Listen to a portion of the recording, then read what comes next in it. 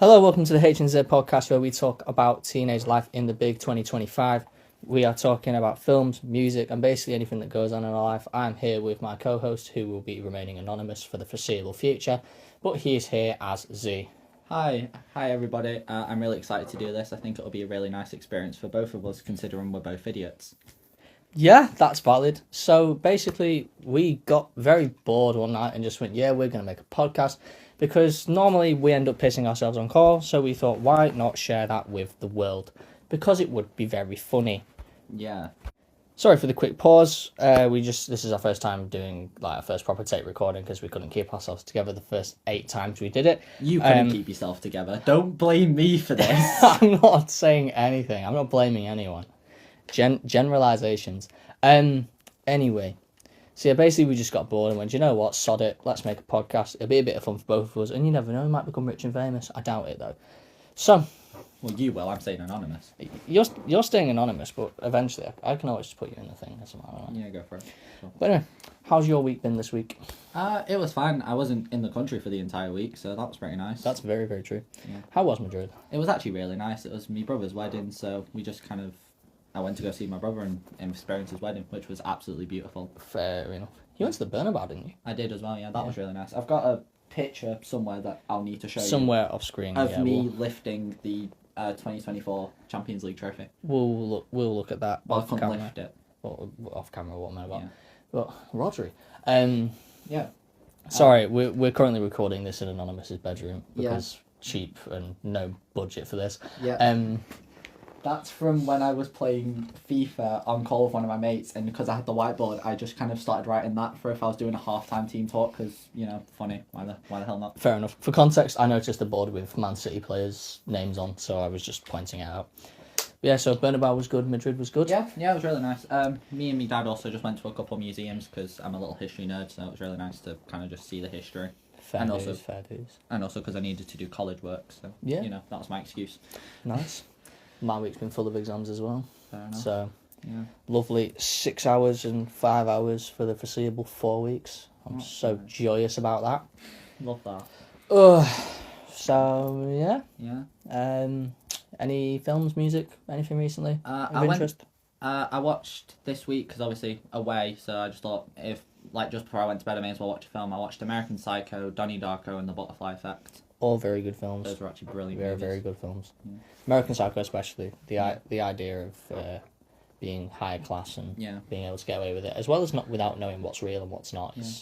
I wanted to actually talk to you about that. Which parts of American Psycho, because I had a really long debate about this with my father. Yes. What part of American Psycho do you think's real? Because I really want to hear your opinion and also want to tell you mine. Obviously, the scene in the bar where he calls her a ugly bitch is not in there and says he wants to play with the blood. That's obviously in his head. Yeah.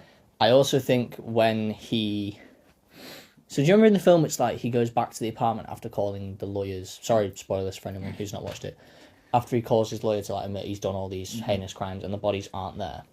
I think him calling the lawyers and then finding out the day after was all in his head. I think that entire last 20 minutes was in his head. Yeah.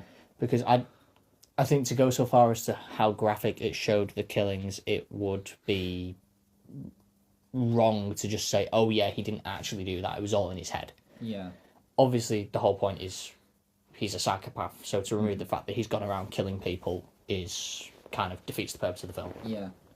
So, my opinion on it is, I was talking about this with my dad. I think everything up to Paul Allen's murder is real, but also kind of, obviously in the bits where he calls him a yeah. Obviously that part's obviously going to be fake. That part's obviously in his head. But I think the rest of the movie plays out up until Paul Allen. But I think he kills someone, but I don't think that person that he kills is Paul Allen. Yeah, I would agree with that. Because the apartment, especially at the end, when he's gone oh yeah, Paul Allen never lived here, I think he's killed someone from that apartment, but that person that he's killed isn't Paul Allen. He's just sort of fantasized it to be Paul because he has a hatred for him, because of obviously getting his name wrong and basically being a selfish prat, essentially. Mm-hmm. But yeah, so American Psycho, I think a lot of it depends up to your imagination as well as to how you interpret the film. Yeah. Again, sorry for the pause. I noticed something to do with the audio. I'm gonna have to edit it out, so you guys won't know anything about it. But yeah. But yeah, no, I think a lot of that movie is very much fantasy, but I also feel like it is just kind of every character that appears after he kills Paul Allen is also symbolic of something. Like obviously obviously the police officer, I think, is like his guilt is the embodiment of his guilt. Yes, 100% about him going around doing all these murders and then being like, oh shit, what have I done? Yeah. Essentially. Yeah. But yeah, no, very, very, very good film. The book's quite good as well. It's good read. Haven't read it. It's more in depth about his mindset from what I remember. I need to read it. Yes. Butterfly Effect is also one of my all-time favourite thriller films. It's my all-time favourite Ashton Kutcher film. It's up there with mine. I think the one that I watched obviously was a different ending to the director's cut, but I think that Yes, ending... the many endings. Yeah. I also don't think that ending did the movie justice. I think the director's cut really does a lot to kind of tie in everything that happens throughout the film. The director's cut is obviously a lot more morbid. We won't go into detail about it because it's a sensitive topic. Mm-hmm. But yeah, go and watch it for yourselves if you want to find out what the director's cut is. That is The Butterfly Effect from 2004, starring Ashton Kutcher. The director's cut, I think, as well as some of the scenes that were in the director's cut, because there's more scenes and different realities in the director's cut to what's in the cut that you probably watched. Yeah. I think it extended by 10-15 minutes or something like that. So I think the ending that I got as opposed to what you got would tie it in a lot better. Obviously you had the ending where he burns the books and just... He ends up meeting with her at the end of the film. Yeah. But it's a very ambiguous ending as to whether or not... It leaves it open to interpretation about to what he does next. Yeah. But yeah, it just... The Butterfly Effect, I think, just went to the extremes to show, like, yes, this effect is real and can cause a massive, like, effect no matter what you do. Like, if you turn left or you turn right, it doesn't really matter. Something's going to happen either way. That's destiny and that's fate. I just... Sorry, excuse me. Yeah, I think it's a very good film. Yeah. It's just a solid film. That was also one of the first films where I looked in and I was like, I was very much in the mindset of, like, a lot of this film didn't happen. You know what I mean? Yes, Like, 100%. it was very much one of them films where, like, you watch it, you understand everything that happens, but also you go into the end of it just going, this was probably all a fantasy, because obviously he's, you know... Yeah. Yeah. I also have a theory that obviously, I don't know if he ends up in the mental hospital in your ending. I haven't actually... Does it yet? Because that's how that's how it begins. It's yes. It starts so, at the end. Yes, right. So I believe that he was always in the mental asylum and that everything that happened was simply in his head and just... I like the idea of that, but then in the director's cut, that ending kind of gets poo-pooed and just goes, yeah, no, this doesn't. That's not real. Yeah. So... Yeah, no, again, another great film. Brilliant movie. Yeah, and you said Donnie Darko as well. Donnie Darko, yeah. The great Jake Gyllenhaal in a film I find really confusing, although you differ from me on this, I believe. I understood what the movie was going for, and I think they did it in a really, really good way. Yes. Yeah. I think, like I said to you before we did this, the Bunny Man being there before you found out what it was confusing. She was like, oh yeah, this thing is here now. It's like the omen of everything he does wrong. So that's just sort of there now. It confused me a little bit. But then it's like the whole film's about time travel, isn't it? The whole it's like, that's why I was understanding. I was like, oh, it's just someone from his future. Yeah, it's a time travel and it's a what if. So yeah, it's just again. I think it depends on the mindset of the person watching it as to how it gets interpreted. Yeah, I've watched. What have I watched this week or recently? I went to see Predator Badlands, which was actually really good considering I didn't realise. Obviously, it's a Disney production, so I wasn't going into high hopes. It's like, oh, you have a 12 rated Predator. And it's just like, oh, well, that kind of ruins the point because every other Predator's either been a 15s or an 18s. Yeah. So you go into it, it's like, oh, it's going to be really, really bad. There's going to be no blood. But there was quite a lot of, like... I know you haven't seen it, so I'll stay off spoilers. I was surprised at what it got away with. Yeah. And the story is very good. There was slightly more... this isn't a spoiler of any sort, because you see that this is a connection in the trailer, sorry. But there is definitely a lot of connections to Alien, and more than what I think should have been required. It was a Predator film. It's not meant to set up anything. Mm-hmm. But if an Alien film comes out, because I believe it's meant to happen at the same time as Romulus, I think Badlands and Romulus are around a similar sort of time. So, yeah, Badlands was really, really good. Obviously, we went and saw the Black Phone 2 together. That was brilliant. That was I loved amazing. it. I think the dialogue was a bit. Yeah, there was some very, very questionable pieces of dialogue, such as, "Do you think I'm beautiful too?" Oh, excuse me, that was just cinematic line. That line was brilliant. That was a great line. Yeah. Everyone in the cinema started wetting themselves. Yeah. It was laughing, it was great. That I think as well what was really good or at least I thought it was really good effects work is when they got the Black Phone guy's mask off and like you could see all the dead skin behind it from where he obviously rotted over time. Yeah. They put a lot of work into the special effects, the effects of it, and I think it does look brilliant. It looks stunning. The overall story was brilliant. I think the cinematography, like how it shifted when it was in her mind versus the real world, I think everything about the movie worked really well. I just think that the people who wrote it had questionable dialogue.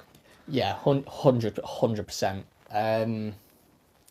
The idea, the only thing I didn't agree with was him going to the place where he first started killing. Yeah. And I understand they might open it to a prequel or they might just leave it alone. Who knows? We'll see what happens. See if Ethan Hawke needs any more money. Yeah.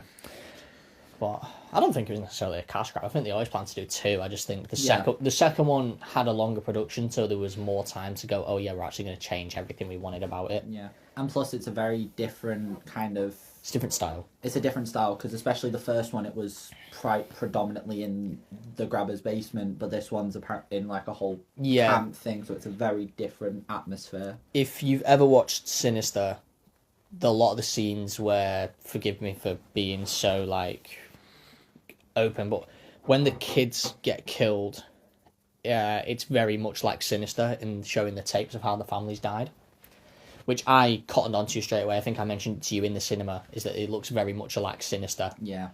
And with the grabber attacking in the dreams of his victims was very much Freddy Krueger and Nightmare on Elm Street. Yeah.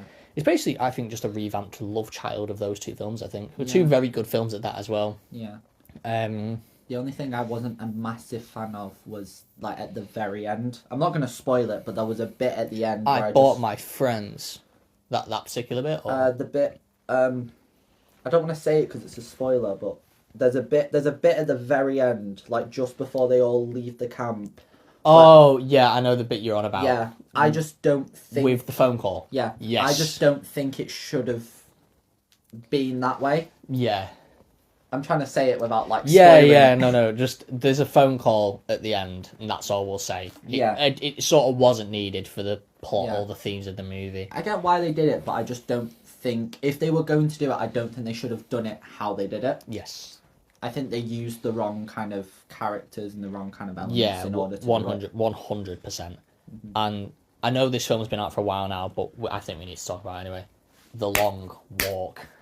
Oh my god, one of my favourite... What a film. My favourite movie of this year, hands down. Honestly, everything was done perfectly. I know you're reading the book at the minute. Yeah. You've borrowed it off me. I read it many years ago. I'll have to reread it once you give it me back. Yeah. Which I'm still in no rush for, so don't worry.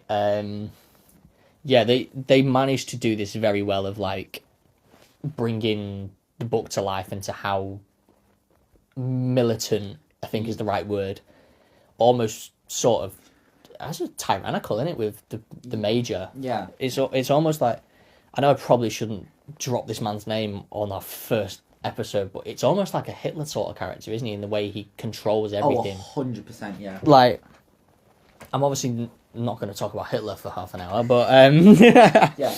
But yeah, he's very, very good. Oh, 100%, yeah. I was a massive fan of that movie. I think the characters were all they were all developed really well, the important ones. And obviously reading the book, you can see the difference, because obviously in the book there's a lot more characters into it. Yes. But I think that they combined the right characters into the ones that we see in the film. Because obviously Stebbins in the movie is very similar to what's his name? Is it Scram? I think it is something like that. I think it's Scram. It's many years ago since I read the book. Huh? Many years ago since I read the book. So. I think it's Scram, because I think Scram's the athletic one who gets sick, but they replaced that with Stebbins. Yes. They combined that with Stebbins' character, which I think was brilliant, because obviously it makes sense with Stebbins' character. So I think they've done a really good job in kind of like expanding that world whilst also shortening it for the film. Yeah, 100%. As well, the ending flipped the book completely, I cried. as you'll find out. The book is very much flipped with the Yeah. ending. I cried at that ending. It actually Yeah. broke me. Also, I told you I watched it with my nan, didn't I? She really enjoyed it. Yeah. I said, I was like, oh, it's a slow film. There's not really much action in it. But she was like, all right, we'll see how it is. And she really enjoyed it. She sat through the whole thing without getting up to make a brew. I was like, oh, right, okay. So this is the type of film that you'll watch fully.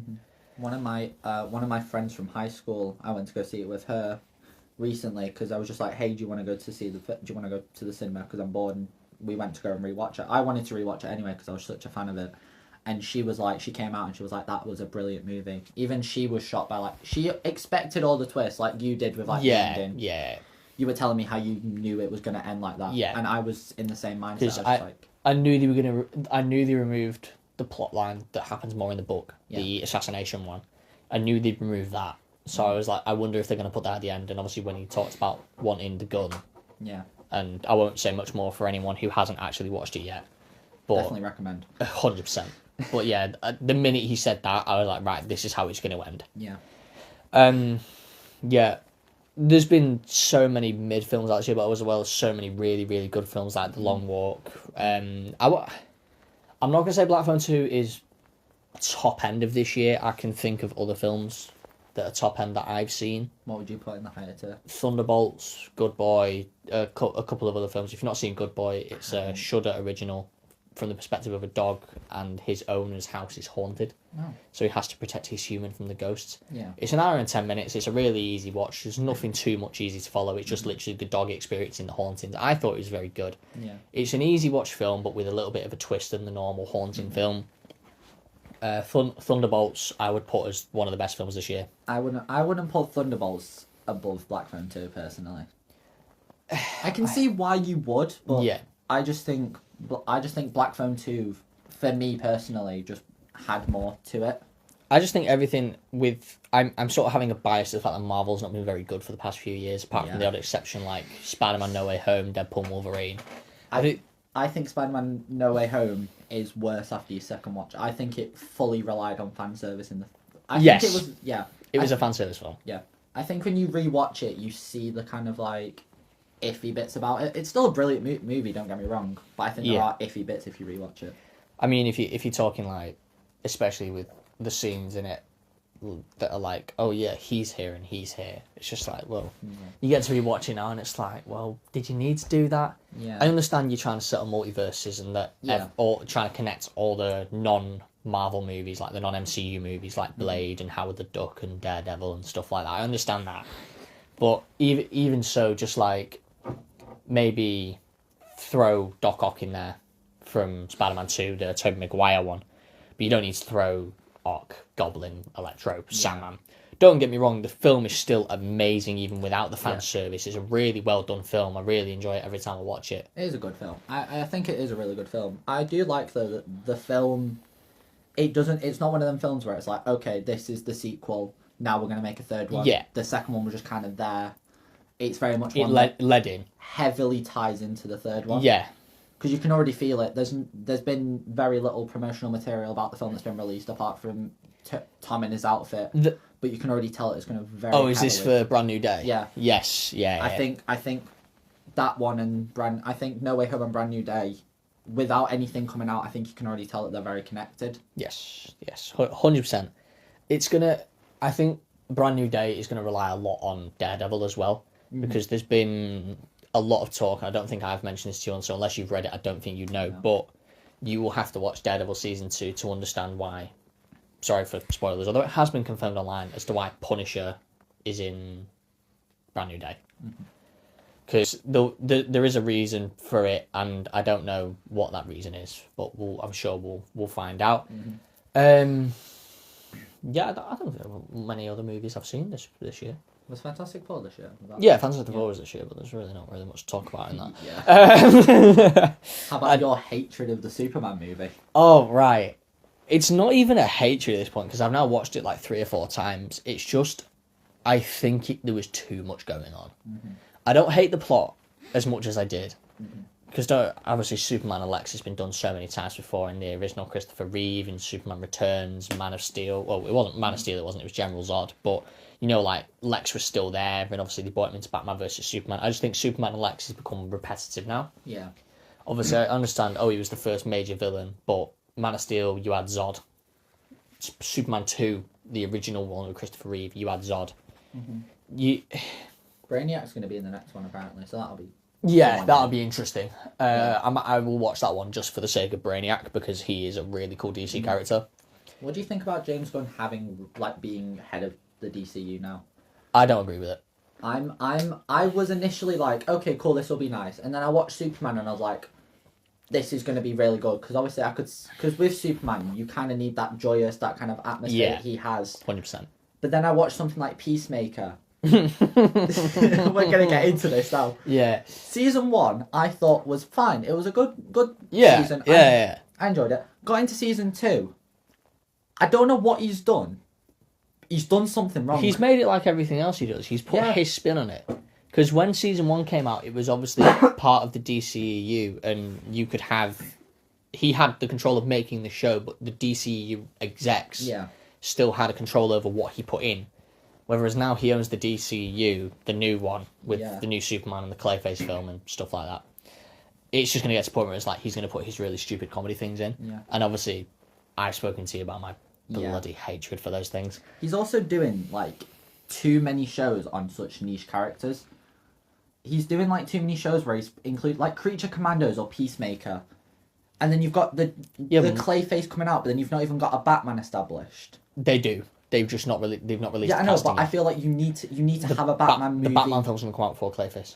Is it? Supposedly. Fair enough. If the scheduling is to be true. I think they need to have, like, more sense and, like, Batman as a character. I think you need to establish more characters in, like, the key focus. Yeah, the key DC characters are needed. Yes. I think that's what I'm seeing going slightly wrong with them. In that regard, then Marvel did that though. They focused on niche characters like Iron Man. Iron Man wasn't a major character until the films. I get that, but he was always like. I understand the Justice League wasn't as big as like it was still a big thing, but obviously he wasn't a very important character. But then they did Iron Man. Then they went into stuff like Captain America, the Incredible Hulk. Yes. These characters who had the notoriety, who had the influence, who had the build. You know what I mean? Yeah, 100. They went into those 100%. Characters after then just having this like one character who's like a bit niche. Yes. James Gunn is doing it where he's doing niche character, that big character. James Gunn, I love most of his films and most of his projects. He's a brilliant director. Do not get me wrong. I don't see where he's trying to go with this universe. Yeah. To be fair, there's only been one movie. I'm not really counting Peacemaker as a full DCU thing. Yeah. I think my main issue with season 2 is how it looked. To me, it was I've not got to it yet, so. It was, for me, it just felt too bright. Because obviously it's a very kind of dark, kind of... The DCU was dark, yeah. Yeah, but obviously the season 2 of Peacemaker is a very kind of dark ideal. Yes. And it just, to me, felt like it was too bright and it just did... To me, it took away all the dramatic effects that it was trying to set up. Yeah. I think, as well, obviously I've spoken to you about my hatred of James Gunn's comedic timing. Don't get me wrong, in Guardians it's funny with the scene with the car where he's like, open the fucking door, and it's like, that's funny. But that works because it's the Guardians. And it's Star-Lord. Star-Lord is always a comedic, non-serious character, whether it's Peacemaker is meant to be serious. Mm-hmm. But then, now I'm not dissing the opening scene here. The opening scenes of Peacemaker are amazing. The opening credits. Yeah. But it's like, you have things like that, fair enough, opening credits, introduce all your cast, make them do a silly dance. Yeah. Fine, love the songs they've used for it, don't get me wrong.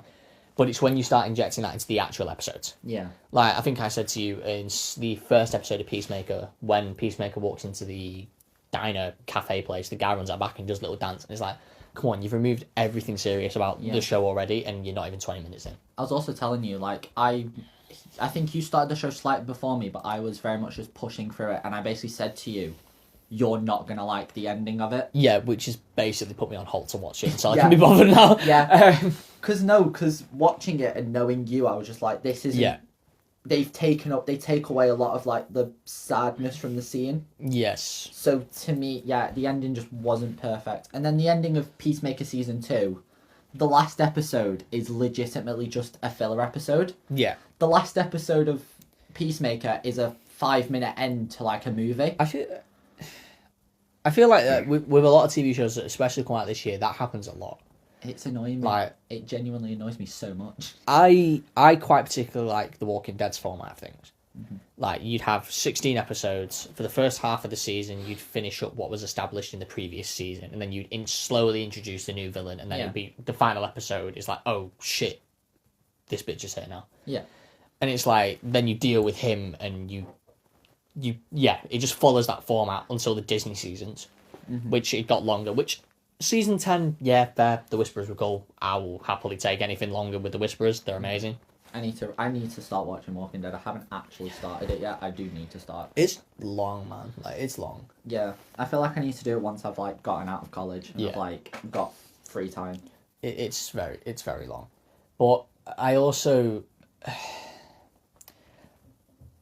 there's just been a lot of the same stuff being pumped out, I think, especially with like shows that are on TV besides a few things on HBO. I think a lot of the same crap is getting just regurgitated as something different and going out and just doing its own thing. And it's just like, well, you're just a remade version of that. There's nothing we haven't seen before. No TV show has been groundbreaking at all, I don't think, this year. I've been saying this for a while, and I've seen it around a lot. I think the film industry and the TV industry are starting to kind of lose its credibility. I think I think this year was a really good year because you're getting stuff that's new. You had Weapons, you had Sinners. But like those films have been reviewed well. You had The Long Walk, which was an adaptation of a book, but it had its own twist on it. You had How to Train Your Dragon, which was a shot-by-shot remake, but it kind of, to me, I really liked it personally. I haven't watched any of them. It's got fair. But I think this year's done something different, and I think this is the trajectory that I think the film industry needs to go on. Yeah. I don't really have much to add to that. Yeah. What else? Sorry, I've had passion on this. No, for it's ages. okay. Don't worry about it. It extends it. It makes it longer. That's fine. Exactly. We can get to our 30-minute mark. Yeah. Any music of any kind you've listened to recently that you would recommend? Or... I've legitimately just had the Skillet set list on. Fair enough. For context, me and my anonymous co-host are going to see Skillet next year, who are a Christian rock band who have such hits as Monster, which you should definitely go and check out if you haven't heard. They're very good. Yeah. They're very... Considering that, like, I feel like the over-stereotype of Christian bands is they're dead soft and they don't really do metal, but, like, Slipknot is very... Slipknot, Jesus. Skillet is very heavy rock. Yeah. So, definitely go and check them out. In terms of new music for me... You're the expert in this situation. Yeah, I have, like, a new band every week that I... This is... Yeah. I just kind of listen to whatever he sends me. If he'll send me something, I'll listen to them, and I just kind of have them set as a playlist. Because, like, I know your music taste well enough, I think. You created my music taste. I created this being that we have here. You did. You basically created my music taste. Because I just wasn't that interested in music up until I met you.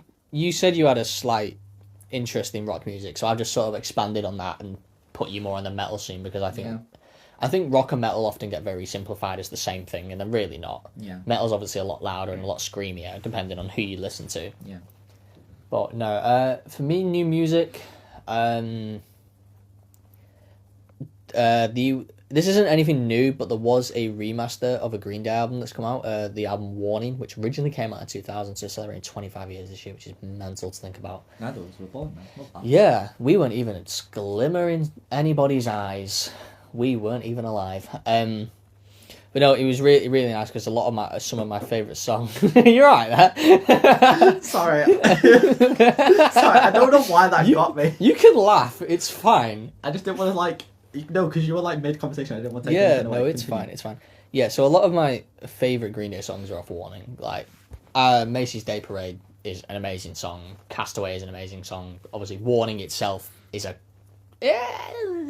it's not as good as the others, but it's listenable. It's there. Yeah, it exists. I'll have it on. You'll have it on if it's there, but if you found something better, it's not a horrible song by any means. I just think it's very basic for Green Day, and it's like, I just don't sort of think it's as good as the rest of the album.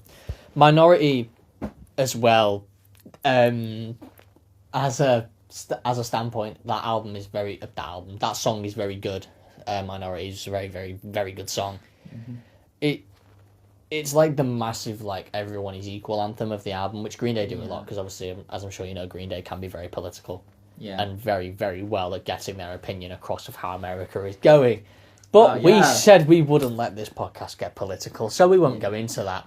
I mean, we can go into the song. The song doesn't count. Yeah. The song doesn't count. The whole thing is about everyone being the same minority and not having the different minority groups. Yeah. Which I think is a very fair song and is definitely more relevant now than it was, if you look at the current, like, state of the world.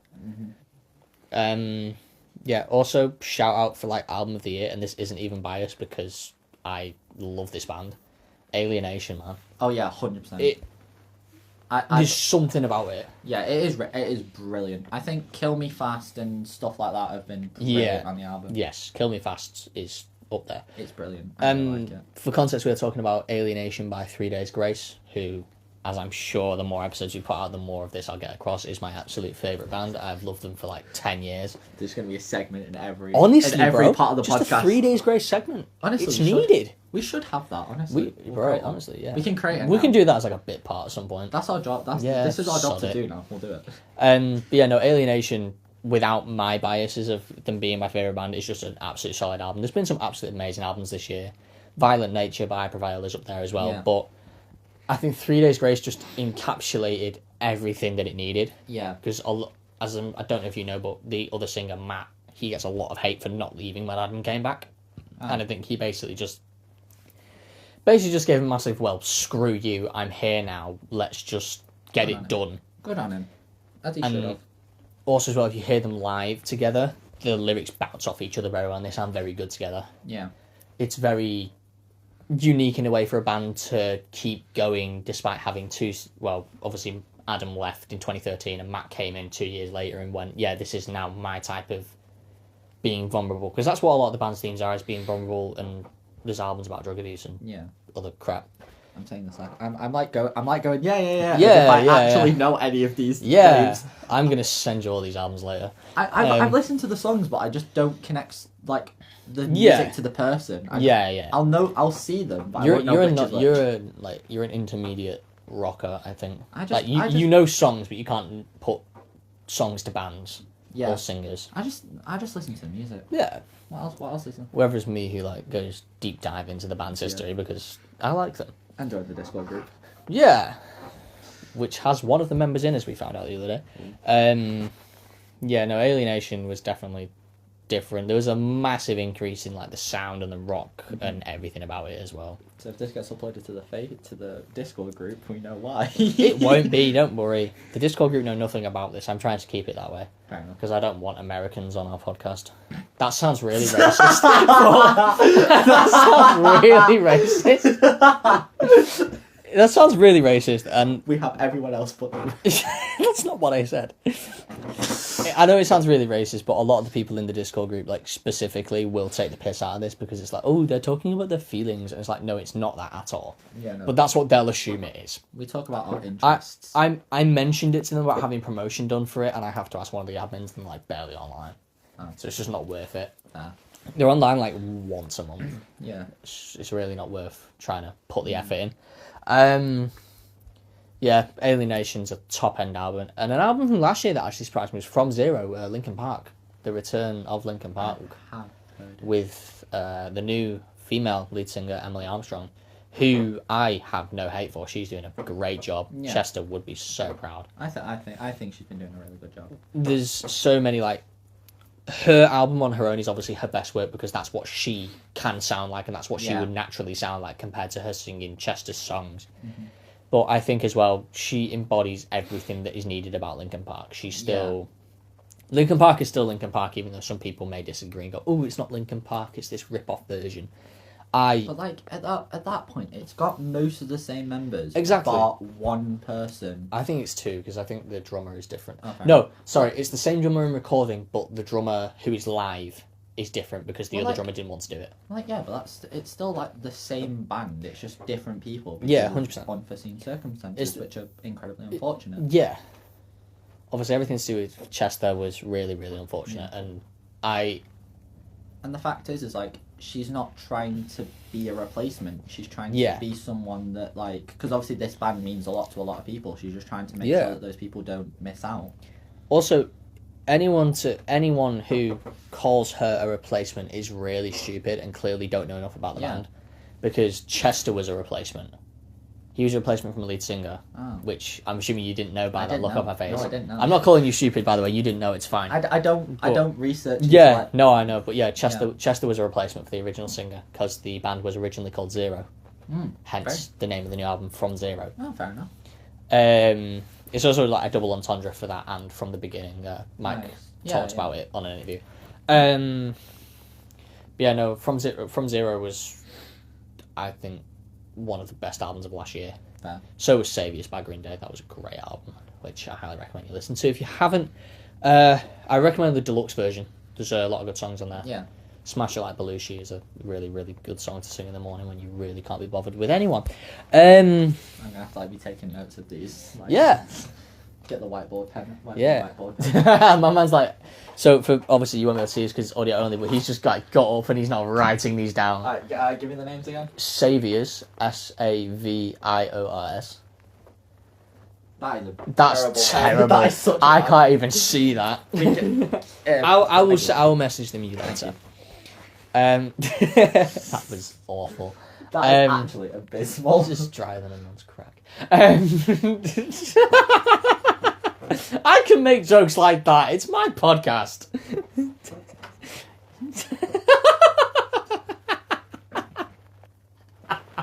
Right. We need to stop laughing now. Professional. We're near the end of this. It's fine. We can stretch it for 45 minutes. We've got another 10 minutes, I think. We've got another 10 minutes of waffling us. If we must.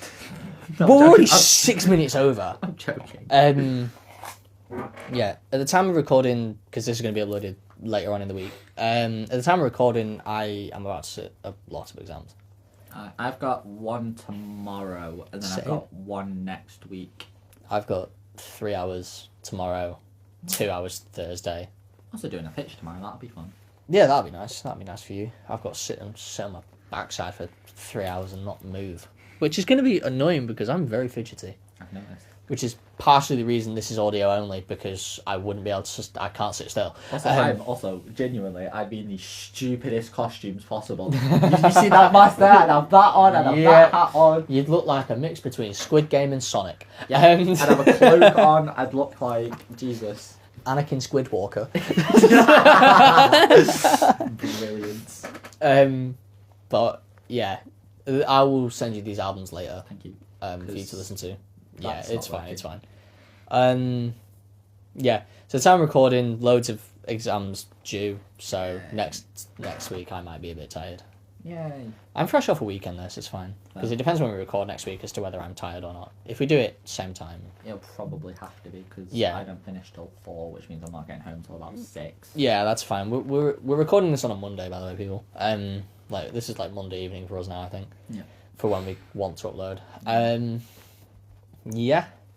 Yay. So, I think that's it. I don't think we have much else to talk about this No. episode. This was just a general hello and discussing a few things. Yeah, just discussing our little nerdy interests Yeah. for the year.